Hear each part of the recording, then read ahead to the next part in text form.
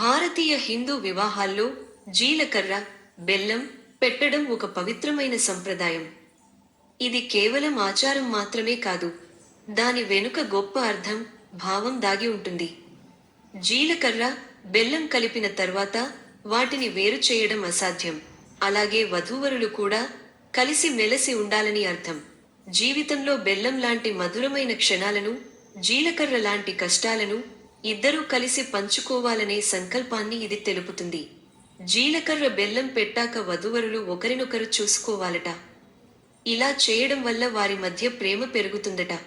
చాలా మంది దీనిని ఓ తంతులానే చూస్తున్నారని చెబుతున్నారు.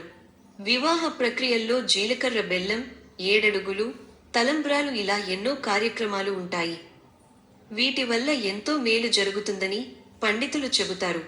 కేవలం సాంప్రదాయపరంగానే కాదు, దీని వెనుక సైంటిఫిక్ రీజన్స్ కూడా ఉంటాయి.